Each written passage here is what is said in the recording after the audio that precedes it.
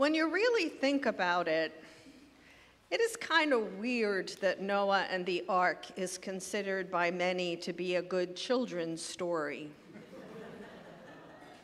I'm sure in your mind you can see the image contained in countless children's books: giraffes, lions, zebras, packed side by side in a compact boat, floating over a blue sea with a rainbow floating above. It's even used to decorate many children's nurseries. And I get it. I use it as a felt story at We Worship. There are a lot of cute, fuzzy animals, so what's not to like? But if you get down to it and you look past the fluffy animals, the story of Noah is one of the most disturbing stories in the Bible. Not only do the world's human beings and creatures, every ecosystem on Earth, die in just a few generations after being created. Not only is this horror described as the direct result of the immorality of human beings, but the one person, the one adult in touch with God before this disaster happens does not say one word of protest. Scripture, at first, deems Noah to be a righteous man, blameless or pure in his generation. In his work, The Kedushat Levi, Rabbi Levi Yitzchak, an 18th century Hasidic master, answers a question that Jewish sages have posed over the millennia. How can we call Noah righteous when he did nothing to try and prevent the flood?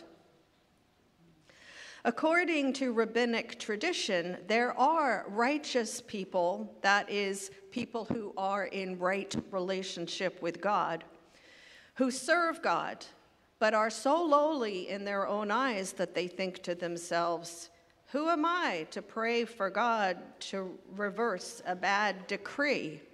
Who am I to argue with God? And so they just don't pray that.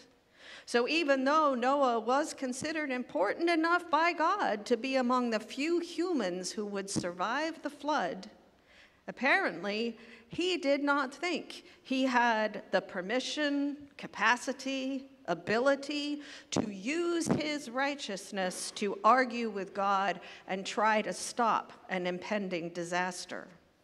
So perhaps even though Scripture names Noah as righteous, he was not righteous enough to try to talk God out of sending the flood and destroying creation. And today, it feels to me very much like the rabbis of old are speaking directly to us. Each of us is witnessing rising seas, insanely intense storms, raging fires, and a huge increase in the number of creatures and plants going extinct every year, heck, every day. It's the modern-day flood of a climate in crisis caused by human immorality. The upending, in fact, of the very promise God makes to Noah that seasons, seed time, and harvest will never cease, and that the earth will never again be destroyed, at least not by God. And yet, like Noah, most of us stay in a place of disbelief, inaction, or token action. We see the global economic machinery at work. We know the entrenched political processes. We read and learn the grim science, and we are small and helpless in our own eyes. Who are we to even try when the problem is this big? I mean, sure, we recycle, and maybe we get a car that has excellent gas mileage, or maybe even a hybrid or electric car, but that's really about all we can do. Other than that, what can we possibly offer that is worth doing at this late moment, at this moment when we're beginning to hear persistent raindrops? But as sure as the floodwaters recede, The ending of Noah's story bears a stark warning against such inaction and paralysis. The Noah's Ark children's books end with the rainbow, as did our reading this morning. But Scripture continues. Just 3 verses past God's promise guaranteed by the rainbow, we learn the personal cost of Noah's behavior. Genesis 9:20 tells us, Noah, man of the earth, planted a vineyard. Great. But it is notable that Noah is referred to as man of the earth here. Why is he no longer called a righteous man? The medieval Torah commentators suggest he was a master of the earth, perhaps even a skilled cultivator. But as Rabbi Shoshana Friedman writes, quote, I read his new title in light of the second half of that verse, which reads, Noah drank of the wine and became drunk and uncovered himself within his tent, end quote.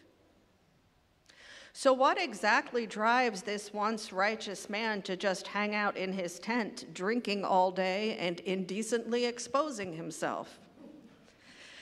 Perhaps because as the flood recedes, Noah is flooded with the understanding that he is a man of the earth, a man who loved the land and its people and the animals he lived among, and yet a man who failed to speak up to God on their behalf. Perhaps he gets drunk to drown out his feelings, not just the inevitable grief for the suffering of the drowned and all that was lost, but perhaps the more terrible personal anguish of his moral failure to even try to save it at all. A 13th century Jewish mystical text, the Zohar Hadash, imagines just this moment after the flood, but before Noah plants the vineyard.